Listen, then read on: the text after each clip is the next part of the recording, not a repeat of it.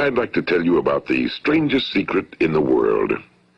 Some years ago, the late Nobel Prize-winning Dr. Albert Schweitzer was being interviewed in London, and a reporter asked him, "Doctor, what's wrong with men today?" And the great doctor was silent a moment, and then he said, "Men simply don't think."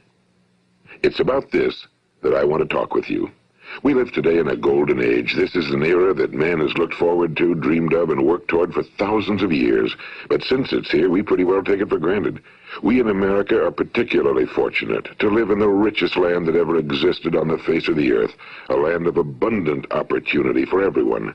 But do you know what happens? Well, let's take 100 men who start even at the age of 25. Do you have any idea what will happen to those men by the time they're 65? These 100 men who all start even at the age of 25 believe they're going to be successful. If you asked any one of these men if he wanted to be a success, he'd tell you he did. And you'd notice that he was eager toward life, that there was a certain sparkle to his eye, an erectness to his carriage, and life seemed like a pretty interesting adventure to him. But by the time they're 65, 1 will be rich. 4 will be financially independent. 5 will still be working. 54 will be broke. Now think a moment. Out of the 100, only 5 make the grade. Now why do so many fail? What has happened to the sparkle that was there when they were 25? What's become of the dreams, the hopes, the plans? And why is there such a large disparity between what these men intended to do and what they actually accomplished? When we say about 5% achieve success, we have to define success. And here's the best definition I've ever been able to find. Success is the progressive realization of a worthy ideal. If a man is working toward a predetermined goal and knows where he's going, that man is a success. If he's not doing that, he's a failure. Success is the progressive realization of a worthy ideal. Rollo May, the distinguished psychiatrist, wrote a wonderful book called Man's Search for Himself. And in this book he says, the opposite of courage in our society is not cowardice. It is conformity. And there you have the trouble today. It's conformity, people acting like everyone else without knowing why, without knowing where they're going. Now think of it. In America right now, there are over 18 million people 65 years of age and older. And most of them are broke. They're dependent on someone else for life's necessities. Now, we learn to read by the time we're 7. We learn to make a living by the time we're 25. Usually by that time, we're not only making a living, we're supporting a family. And yet, by the time we're 65, we haven't learned how to become financially independent in the richest land that has ever been known. Why? We conform. And the trouble is that we're acting like the wrong percentage group, the 95 who don't succeed. Now, why do these people conform? Well, they really don't know. These people believe that their lives are shaped by circumstances, by things that happen to them, by exterior forces. They're outer-directed people. A survey was made one time that covered a lot of men, working men, and these men were asked, "Why do you work? Why do you get up in the morning?" 19 out of 20 had no idea. If you ask them, they'll say, well, everyone goes to work in the morning, and that's the reason they do it, because everyone else is doing it. Now let's get back to our definition of success. Who succeeds? The only person who succeeds is the person who is progressively realizing a worthy ideal. He's the person who says, I'm going to become this, and then begins to work toward that goal. I'll tell you who the successful people are. A success is the school teacher who's teaching school because that's what he or she wants to do. The success is the woman who's a wife and mother because she wanted to become a wife and mother and is doing a good job of it. The success is the man who runs the corner gas station because that was his dream. That's what he wanted to do. The success is the successful salesman who wants to become a top-notch salesman and grow and build with his organization. A success is anyone who is doing deliberately a predetermined job because that's what he decided to do deliberately. But only 1 out of 20 does that. That's why today there isn't really any competition unless we make it for ourselves. Instead of competing, all we have to do is create. You know, for 20 years, I looked for the key which would determine what would happen to a human being. Was there a key I wanted to know which would make the future a promise that we could foretell to a large extent? Was there a key that would guarantee a person's becoming successful if he only knew about it and knew how to use it? Well, there is such a key, and I've found it. Have you ever wondered why so many men work so hard and honestly without ever achieving anything in particular, and others don't seem to work hard and yet seem to get everything? They seem to have the magic touch. You've heard them say that about someone. Everything he touches turns to gold. And have you ever noticed that a man who becomes successful tends to continue to become successful? And on the other hand, have you noticed how a man who's a failure tends to continue to fail? Well, it's because of goals. Some of us have goals, some don't. People with goals succeed because they know where they're going. It's that simple. Think of a ship leaving a harbor, and think of it with the complete voyage mapped out and planned. The captain and crew know exactly where it's going and how long it'll take. It has a definite goal. Now, 9,999 times out of 10,000, it will get to where it started out to get. Now, let's take another ship, just like the first, only let's not put a crew on it or a captain at the helm. Let's give it no aiming point, no goal, no destination. We just start the engines and let it go. I think you'll agree with me that if it gets out of the harbor at all, it will either sink or wind up on some deserted beach, a derelict. It can't go anyplace because it has no destination and no guidance, and it's the same with a human being. Take the salesman, for example. There's no other person in the world today with the future of a good salesman. Selling is the world's highest paid profession, if we're good at it and if we know where we're going. Every company needs top-notch salesmen, and they reward those men. The sky's the limit for them. But how many can you find? Someone once said the human race is fixed, not to prevent the strong from winning, but to prevent the weak from losing. The American economy today can be likened to a convoy in time of war. The entire economy is slowed down to protect its weakest link, just as the convoy had to go at the speed that would permit its slowest vessel to remain in formation. That's why it's so easy to make a living today. It takes no particular brains or talent to make a living and support a family today. So we have a plateau of so-called security, if that's what a person's looking for. But we do have to decide how high above this plateau we want to aim. Now let's get back to the strangest secret in the world, the story that I wanted to tell you today. Why do men with goals succeed in life and men without them fail? Well, let me tell you something which, if you really understand it, will alter your life immediately. If you understand completely what I'm going to tell you from this moment on, your life will never be the same again. You'll suddenly find that good luck just seems to be attracted to you. The things you want just seem to fall in line, and from now on you won't have the problems, the worries, the gnawing lump of anxiety that perhaps you've experienced before. Doubt, fear, well, they'll be things of the past. Here's the key to success and the key to failure. We become what we think about. Now let me say that again. We become what we think about. Throughout all history, the great wise men and teachers, philosophers and prophets have disagreed with one another on many different things. It's only on this one point that they are in complete and unanimous agreement. Listen to what Marcus Aurelius, the great Roman emperor, said. A man's life is what his thoughts make of it. Disraeli said this. Everything comes if a man will only wait. I've brought myself by long meditation to the conviction that a human being with a settled purpose must accomplish it, and that nothing can resist a will that will stake even existence for its fulfillment. Ralph Waldo Emerson said this, a man is what he thinks about all day long. William James said, the greatest discovery of my generation is that human beings can alter their lives by altering their attitudes of mind. And he also said, we need only in cold blood act as if the thing in question were real, and it will become infallibly real by growing into such a connection with our life that it will become real. It will become so knit with habit and emotion that our interest in it will be those which characterize belief. And he also said, if you only care enough for a result, you will almost certainly attain it. If you wish to be rich, you will be rich. If you wish to be learned, you will be learned. If you wish to be good, you will be good. Only you must then really wish these things and wish them exclusively, and not wish at the same time 100 other incompatible things just as strongly. In the Bible, you read in Mark 9:23, if thou canst believe, all things are possible to him that believeth. My old friend Dr. Norman Vincent Peale put it this way, this is one of the greatest laws in the universe. Fervently do I wish I had discovered it as a very young man. It dawned upon me much later in life, and I found it to be one of the greatest, if not my greatest discovery outside of my relationship to God. The great law, briefly and simply stated, is that if you think in negative terms, you will get negative results. If you think in positive terms, you will achieve positive results. That is the simple fact, he went on to say, which is at the basis of an astonishing law of prosperity and success. In 3 words, believe and succeed.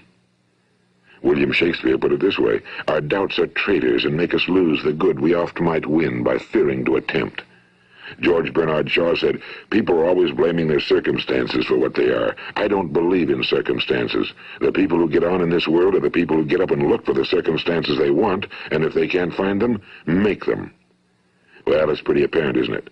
And every person who discovered this for a while believed that he was the first one to work it out. We become what we think about. Now, it stands to reason that a person who's thinking about a concrete and worthwhile goal is going to reach it, because that's what he's thinking about, and we become what we think about. Conversely, the man who has no goal, who doesn't know where he's going, and whose thoughts must therefore be thoughts of confusion and anxiety and fear and worry, becomes what he thinks about. His life becomes one of frustration and fear and anxiety and worry. And if he thinks about nothing, he becomes nothing. Now, how does it work? Why do we become what we think about? Well, I'll tell you how it works as far as we know. Now, to do this, I want to tell you about a situation that parallels the human mind. Suppose a farmer has some land, and it's good fertile land. Now, the land gives the farmer a choice. He may plant in that land whatever he chooses. The land doesn't care. It's up to the farmer to make the decision. Now, remember, we're comparing the human mind with the land because the mind, like the land, doesn't care what you plant in it. It will return what you plant, but it doesn't care what you plant. Now, let's say that the farmer has 2 seeds in his hand. One is a seed of corn. The other is nightshade, a deadly poison. He digs 2 little holes in the earth, and he plants both seeds, one corn, the other nightshade. He covers up the holes, waters, and takes care of the land, and what will happen? Invariably, the land will return what's planted. As it's written in the Bible, as ye sow, so shall ye reap. Now remember, the land doesn't care. It'll return poison in just as wonderful abundance as it will corn. So up come the 2 plants, one corn, one poison. Now, the human mind is far more fertile, far more incredible and mysterious than the land, but it works the same way. It doesn't care what we plant. Success, failure. A concrete, worthwhile goal, or confusion. Misunderstanding, fear, anxiety, and so on. But what we plant, it must return to us. You see, the human mind is the last great unexplored continent on Earth. It contains riches beyond our wildest dreams. It will return anything we want to plant. Now, you might say, well, if that's true, why don't people use their minds more? Well, I think they figured out an answer to that one, too. Our mind comes as standard equipment at birth. It's free, and things that are given to us for nothing we place little value on. Things that we pay money for, we value. The paradox is that exactly the reverse is true. Everything that's really worthwhile in life came to us free. Our minds, our souls, our bodies, our hopes, our dreams, our ambitions, our intelligence, our love of family and children and friends and country, all these priceless possessions are free. But the things that cost us money are actually very cheap and can be replaced at any time. A good man can be completely wiped out and make another fortune. He can do that several times. Even if our home burns down, we can rebuild it. But the things we got for nothing, we can never replace. The human mind isn't used because we take it for granted. Familiarity breeds contempt. It can do any kind of job we assign to it, but generally speaking, we use it for little jobs instead of big, important ones. Universities have proved that most of us are operating on about 10% or less of our abilities. So decide now, what is it you want? Plant your goal in your mind. It's the most important decision you'll ever make in your entire life. What is it you want? Do you want to be an outstanding salesman? A better worker at your particular job? Do you want to go places in your company, in your community? Do you want to get rich? All you've got to do is plant that seed in your mind, care for it, work steadily toward your goal, and it will become a reality. It not only will, there's no way that it cannot. You see, that's a law, like the laws of Sir Isaac Newton, the laws of gravity. If you get on top of a building and jump off, you'll always go down. You'll never go up, and it's the same with all the other laws of nature. They always work. They're inflexible. Think about your goal in a relaxed, positive way. Picture yourself in your mind's eye as having already achieved this goal. See yourself doing the things you will be doing when you've reached your goal. Ours has been called the phenobarbital age, the age of ulcers and nervous breakdowns and tranquilizers, at a time when medical research has raised us to a new plateau of good health and longevity. Far too many of us worry ourselves into an early grave trying to cope with things in our own little personal ways without learning a few great laws that will take care of everything for us. These things we bring on ourselves through our habitual way of thinking. Every one of us is the sum total of his own thoughts. He is where he is because that's exactly where he really wants to be, whether he'll admit that or not. Each of us must live off the fruit of his thoughts in the future, because what you think today and tomorrow, next month and next year, will mold your life and determine your future. You're guided by your mind.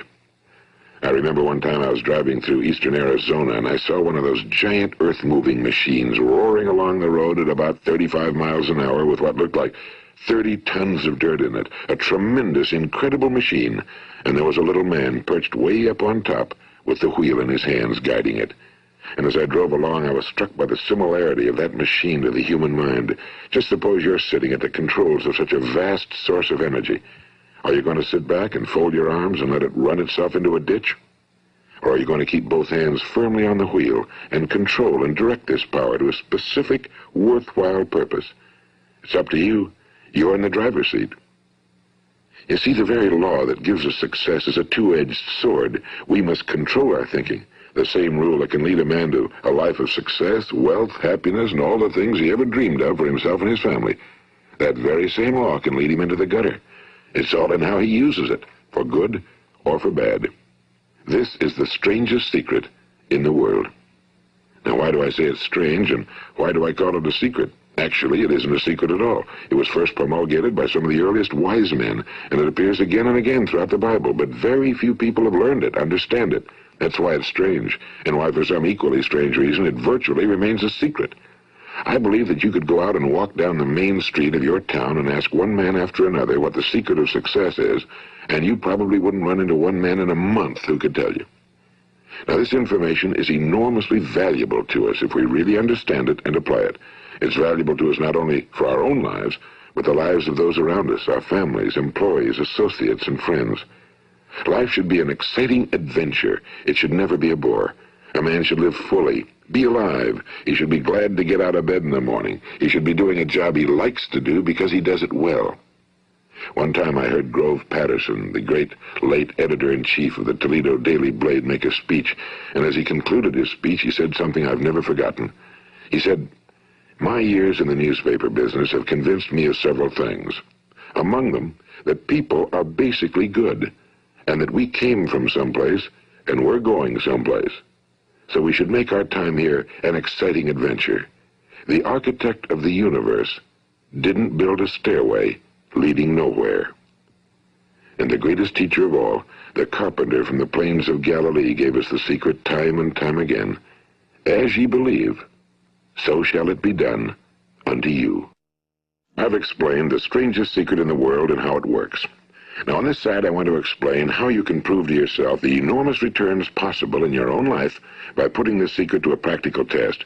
I want you to make a test that will last 30 days. It isn't going to be easy, but if you'll give it a good try, it will completely change your life for the better.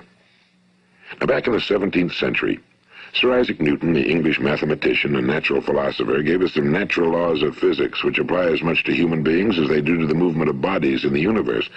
And one of these laws is that for every action, there is an equal and opposite reaction. Simply stated, as it applies to you and me, it means we can achieve nothing without paying the price. The results of your 30-day experiment will be in direct proportion to the effort you put forth. To be a doctor, you must pay the price of long years of difficult study. To be successful in selling, and remember that each of us succeeds to the extent of his ability to sell. Selling our families on our ideas, selling education in schools, selling our children on the advantages of living the good and honest life, selling our associates and employees on the importance of being exceptional people. To, of course, the profession of selling itself. But to be successful in selling our way to the good life, we must be willing to pay the price. Now, what is that price? Well, it's many things. First, it's understanding emotionally, as well as intellectually, that we literally become what we think about, that we must control our thoughts if we're to control our lives. It's understanding fully that as ye sow, so shall ye reap. Second, it's cutting away all fetters from the mind and permitting it to soar as it was divinely designed to do. It's the realization that your limitations are self-imposed and that the opportunities for you today are enormous beyond belief. It's rising above narrow-minded pettiness and prejudice.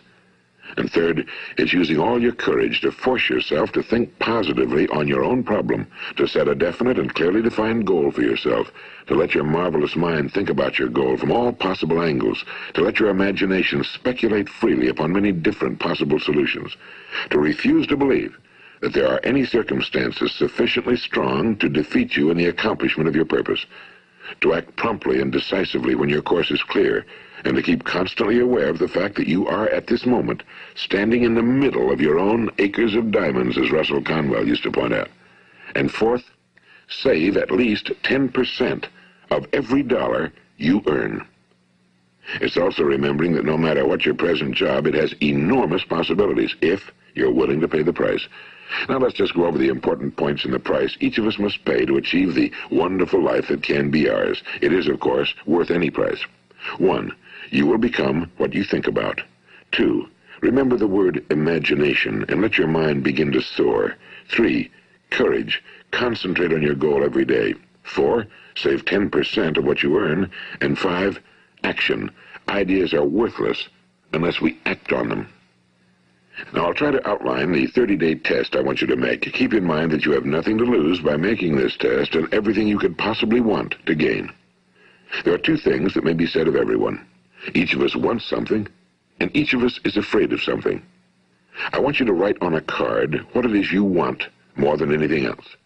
It may be more money. Perhaps you'd like to double your income or make a specific amount of money. It may be a beautiful home. It may be success at your job. It may be a particular position in life. It could be a more harmonious family. Each of us wants something. Now write down on your card specifically what it is you want. Make sure it's a single goal and clearly defined. You needn't show it to anyone, but carry it with you so that you can look at it several times a day. Think about it in a cheerful, relaxed, positive way each morning when you get up, and immediately you have something to work for, something to get out of bed for, something to live for. Look at it every chance you get during the day and just before going to bed at night. And as you look at it, remember that you must become what you think about, and since you're thinking about your goal, you realize that soon it will be yours.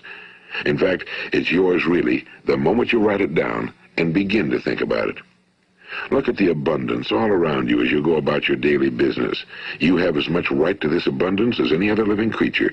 It's yours for the asking. Now we come to the difficult part. Difficult because it means the formation of what is probably a brand new habit, and new habits are not easily formed. Once formed, however, it will follow you for the rest of your life. Stop thinking about what it is you fear. Each time a fearful or negative thought comes into your consciousness, replace it with a mental picture of your positive and worthwhile goal. And there'll come times when you'll feel like giving up. It's easier for a human being to think negatively than positively. That's why only 5% are successful. You must begin now to place yourself in that group. For 30 days, you must take control of your mind. It will think about only what you permit it to think about. Each day for this 30-day test, do more than you have to do. In addition to maintaining a cheerful, positive outlook, give of yourself more than you've ever done before. Do this knowing that your returns in life must be in direct proportion to what you give. The moment you decide on a goal to work toward, you're immediately a successful person. You are then in that rare and successful category of people who know where they're going. Out of every 100 people, you belong to the top 5. Don't concern yourself too much with how you're going to achieve your goal. Leave that completely to a power greater than yourself. All you have to do is know where you're going. The answers will come to you of their own accord and at the right time. Remember these words from the Sermon on the Mount, and remember them well. Keep them constantly before you this month of your test. Ask, and it shall be given you. Seek, and ye shall find. Knock, and it shall be opened unto you. For every one that asketh receiveth, and he that seeketh findeth, and to him that knocketh it shall be opened. It's as marvelous and as simple as that. In fact, it's so simple that in our seemingly complicated world, it's difficult for an adult to understand that all he needs is a purpose and faith. For 30 days, do your very best. If you're a salesman, go at it as you've never done before, not in a hectic fashion, but with the calm, cheerful assurance that time well spent will give you the abundance in return you deserve and want. If you're a homemaker, devote your 30-day test to completely giving of yourself without thinking about receiving anything in return, and you'll be amazed at the difference it makes in your life. No matter what your job, do it as you've never done it before for 30 days. And if you've kept your goal before you every day, you'll wonder and marvel at this new life you've found. Dorothea Brand, the outstanding editor and writer, discovered it for herself and tells about it in her fine book, Wake Up and Live. Her entire philosophy is reduced to the words, act as though it were impossible to fail. She made her own test with sincerity and faith, and her entire life was changed to one of overwhelming success. Now, you make your test for 30 full days. Don't start your test until you've made up your mind to stick with it. You see, by being persistent, you're demonstrating faith. Persistence is simply another word for faith. If you didn't have faith, you'd never persist. If you should fail during your first 30 days, by that I mean suddenly find yourself overwhelmed by negative thoughts, you've got to start over again from that point and go 30 more days. Gradually, your new habit will form until you find yourself one of that wonderful minority to whom virtually nothing is impossible. And don't forget the card. It's vitally important as you begin this new way of living. On one side of the card, write your goal, whatever it may be. On the other side, write the words we've quoted from the Sermon on the Mount. Ask, and it shall be given you. Seek, and ye shall find. Knock, and it shall be opened unto you. Nothing great was ever accomplished without inspiration. See that during these crucial first 30 days, your own inspiration is kept at a peak. And above all, don't worry. Worry brings fear, and fear is crippling. The only thing that can cause you to worry during your test is trying to do it all yourself. Know that all you have to do is hold your goal before you. Everything else will take care of itself. Remember also to keep calm and cheerful. Don't let petty things annoy you and get you off course. Now, since making this test is difficult, some will say, why should I bother? Well, look at the alternative. No one wants to be a failure. No one really wants to be a mediocre individual. No one wants a life constantly filled with worry and fear and frustration. Therefore, remember that you must reap that which you sow.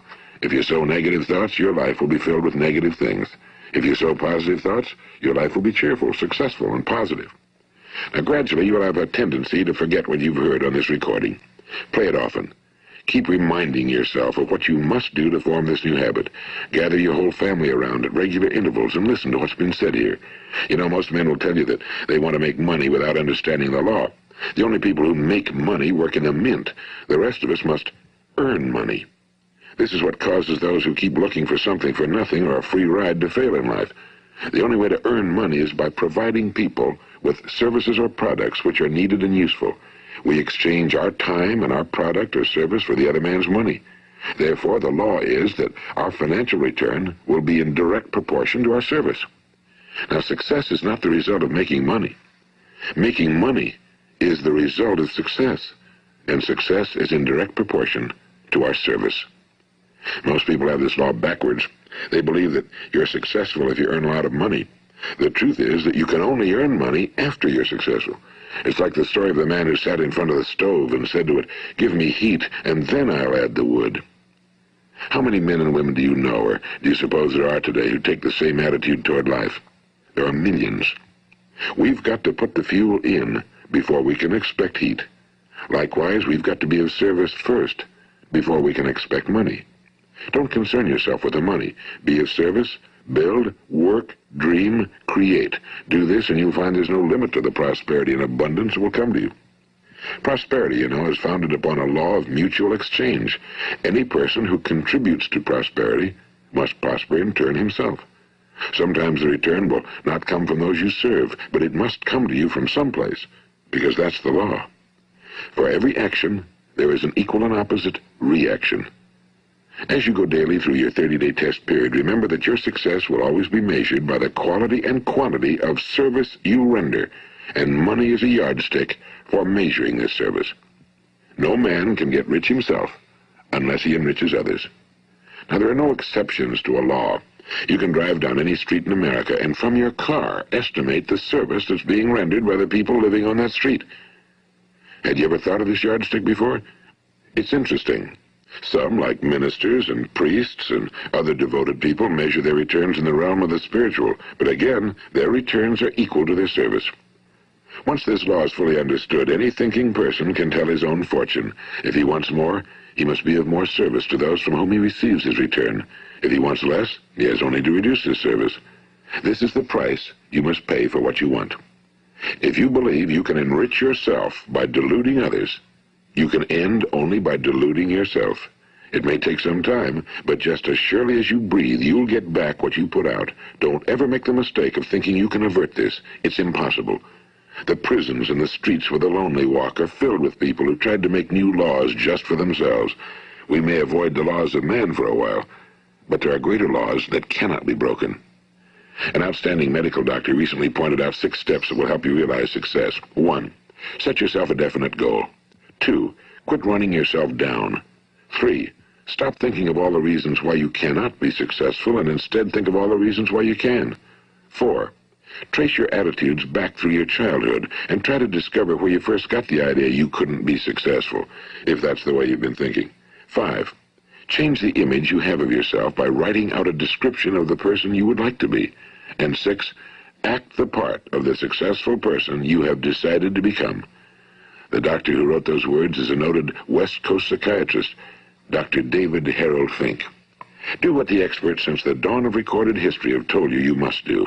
Pay the price by becoming the person you want to become. It's not nearly as difficult as living unsuccessfully. Make your 30-day test, then repeat it again, and each time it will become more a part of you until you'll wonder how you could ever have lived any other way.